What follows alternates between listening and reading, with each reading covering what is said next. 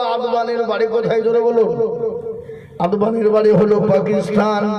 ইন্ডিয়াতে গেছে হয়ে গেল স্বদেশী। অটল বিহারীর বাড়ি হলো পাকিস্তান, ইন্ডিয়াতে এসে হয়ে গেল স্বদেশী। সোনিয়া গান্ধীর বাড়ি হলো ইটালি, ভারতে এসে হয়ে গেল স্বদেশী। বুদ্ধবাবু জ্যোতিবাবু বিমান বসুর বাড়ি হলো বাংলাদেশ, ভারতে এসে হয়ে গেল স্বদেশী। কুমার শানু মিঠুন চক্রবর্তীর বাড়ি হলো বাংলাদেশ, ইন্ডিয়াতে এসে হয়ে গেল স্বদেশী। অধীর বাবু প্রণব বাবুর বাড়ি হলো বাংলাদেশ, ইন্ডিয়াতে এসে হয়ে গেল স্বদেশী। আর আমরা এই দেশে জন্ম নিয়ে আমরাই নাকি বিদেশি। আলুর ভিতর সিঙ্গড়ার ভিতরে আলু ঢুকলো কি করে? বুঝতে পারছেন না? পারেননি? আজকে আমি আপনাদেরকে শুনিয়ে যাই বাপরে আমার দরদি। আজকে যারা মুসলমানদেরকে দেশ থেকে তাড়িয়ে দিতে চাও, মুসলমানদের অবদান জানো না, মুসলমানদের পিছনের ইতিহাস খুলে দেখো। এই দেশের জন্য রক্ত দিয়েছে কারা, দেশকে ভালোবাসে কারা? এটা তোমাদের দেশ না, এটা হলো কবি নজরুলের দেশ, এটা হলো মহাত্মা গান্ধীর দেশ, এটা হলো আপনার ক্ষুদিরাম বসুর দেশ, এটা হলো নেতাজি সুভাষচন্দ্র বসুর দেশ, এটা হলো রবীন্দ্রনাথ ঠাকুরের দেশ, এটা হলো স্বামী বিবেকানন্দের দেশ, এটা হলো মৌলানা আবুল কালাম আজাদের দেশ, এটা হলো মৌলানা হোসেন আহমেদ মাদানির দেশ, এটা হলো এপিজে আবুল কালাম আজাদের দেশ। আর আমাদেরকে দেশ থেকে তাড়িয়ে দেবা? অত সহজ? এই দেশটার জন্য ইংরেজের বিরুদ্ধে লড়াই করেছিল মুসলমানেরা। কেজি নয় বাবা, কুইন্টাল নয় বাবা, টন টন টন রক্ত দিয়েছিল মুসলমানেরা। কি বলছেন আপনারা বলুন? দিয়েছে না? যায় না? হিন্দু মুসলমান শিখ ইসাই কাঁধে কাঁধ মিলিয়ে আরে ঘাড় মিলিয়ে এই দেশের জন্য রক্ত দিয়েছিল। আজকে মুসলমানদেরকে বলছো দেশ থেকে এসো। কোন দেশ থেকে? কিন্তু শুনে নাও, যেদিন ভারতবর্ষের জমিনে মুসলমানরা থাকবে না, সেদিন গোটা ভারতবর্ষটা অচল হয়ে যাবে, অন্ধকারে ছন্ন হয়ে যাবে। সেদিন আলো দেওয়ার মতো লোক ভারতের জমিনে থাকবে না, যেদিন মুসলমানরা থাকবে না।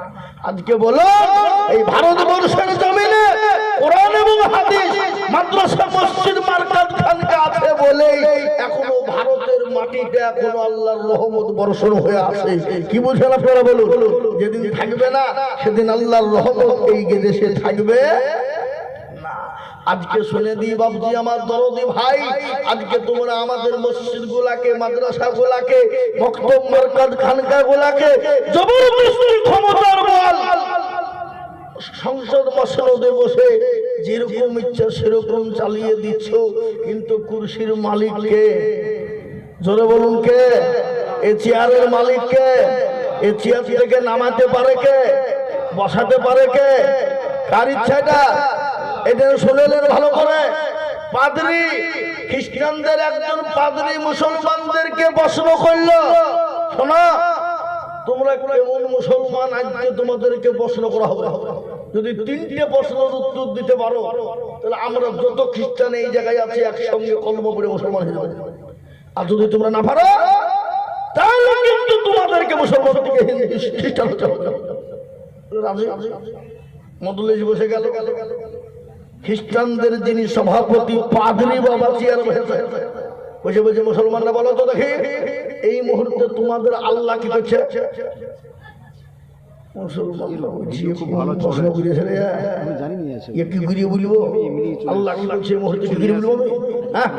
কেউ পারল না, পারবে না, বলেন না। দ্বিতীয় নম্বর প্রশ্ন হলো, তোমার আল্লাহ কোন দিকে মুখ করে বসে? এ বাবা প্রশ্ন কঠিন না সহজ? ধরো বলো কঠিন না সহজ? সহজ। শোনালেন? মুসলমান বলছে আল্লাহ কি করে বলবো কোন দিকে মুখ করে বসেছে? 2 নম্বর হয়ে গেল। 3 নম্বর হলো আল্লাহর নবী যখন সিদরাতুল মুনতাহা মিরাজে গিয়েছিল, আল্লাহর ঘরে কোন দরজা দিয়ে মুসলমানরা বুঝি কোন কায়দা ফেলে কি করে বলবো? কেউ যখন পারল না, মাথা নত। ইতিমধ্যে একজন ছোট বাচ্চা ভালো তালবেলে এ বাবা, এখন তালবেলিমদেরকে যেমন তেমন বললে নাই। এখন তালবেলিমরা যদি পেছনে তাকার সাধারণ লোককে যদি মসজিদে নামাজ পড়তে দেওয়া হয়, ওর ক্ষমতা নাই ঠিক ফিরে পড়তে পারবে, পেছন থেকে ঝেড়ে দিবে লোক। মা কি বুঝেন আপনারা বলুন? দেবে না দেবে না? এটাই হলো মাদ্রাসার ট্যালেন্ট বাবা। আপনি কোরআন ভুল পড়বেন আর আপনাকে তালবেলিমরা ছেড়ে দিবে, অত হয়। সঙ্গে সঙ্গে কেউ যখন পারল না, তখন ওই মজলিস দিকে একজন ছোট বাচ্চা উঠে গেল, বলে আমি উত্তর দিব। সবাই তাকিয়ে দিচ্ছে, কেউ ছেড়ে দেখি ছোট্ট ছেলে একজন কিশোর, সবাই অবাক। বুঝাই তুই পারবে? বলে হ্যাঁ পারবো। পারবে তো? বলে হ্যাঁ। বলে হ্যাঁ ছেলে দিকে। পাদ্রী বলে এই ছেলে পারবি? বলে হ্যাঁ পারবো। বল তাহলে বল। বলে তাই তো? বলে হ্যাঁ। বলে চেয়ার থেকে আপনি নামুন। চেয়ার থেকে নামুন। বলে কেন নামেন আপনি? সভাপতি তত্তর করে নেমে গেল, কিন্তু পাদ্রীকে তার আগে জিজ্ঞাসা করা হলো, বলো পাদ্রী তুমি যে 3টে প্রশ্ন করেছ, এই প্রশ্নের উত্তর তুমি কি জানো? বলেন না আমি প্রশ্ন জানি কিন্তু উত্তর জানি না। ওই কিশোর ছোট বাচ্চা বলল আমি প্রশ্ন জানি উত্তরও জানি। তাহলে চেয়ারে বসবে কে? দর্শক সবাই মিলে বলল যে প্রশ্ন জানে উত্তর জানে সে। এ সভাপতি চেয়ার থেকে নাম না পাদ্রী উত্তর করে কাঁপতে কাঁপতে চেয়ার থেকে নিচে নেমে গেল। আর ওই ৬-৭ বছরের কিশোর ছোট্ট বাচ্চা ছেলেটা চেয়ারের উপর বসে গেল। বলো অত ইজ্জু মানতাসা অত জিল্লু মানতাসা ও বিয়াদিকাল খায়র ইন্নাকা আলা কুল্লি শাইইন কাদির। এই মুহূর্তে এটাই হলো আমার আল্লাহর কাজ।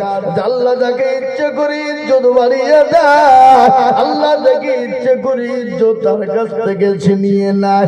আমি কিশোরকে কেউ চিনে না, কিন্তু আমাকে আল্লাহ এই চেয়ারে বসিয়ে দিল। আর তাকে সবাই চিনে, ওই চেয়ার থেকে নামিয়ে তাকে নিচে বসিয়ে দিল। এই মুহূর্তে এটাই হলো আমার আল্লাহর কাজ। সুবহানাল্লাহ বলুন। এটাই হলো আমার আল্লাহর কাজ। এই মুহূর্তে এটাই আল্লাহ করলেন। যাকে কেউ চিনে না তাকে বসিয়ে দিল চেয়ারে, আর যাকে সবাই চিনে তাকে চেয়ার থেকে নামিয়ে দিল নিচে। এটাই এই মুহূর্তে আমার আল্লাহর কাজ হলো। মুসলমান যে সর্বনাশ, এতটুকুন বুঝিয়ে কি করিয়ে বলল, কি করিয়ে হইল। খ্রিস্টানদের পাদ্রীও কিন্তু অবাক হয়ে গেল।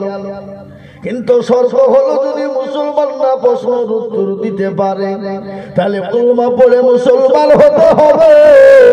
আর মুসলমানরা যদি দিতে না পারে তাদেরকে কলমা ছেড়ে দিয়ে খ্রিস্টান হতে হবে। 1 নম্বর প্রশ্ন হয়ে গেল।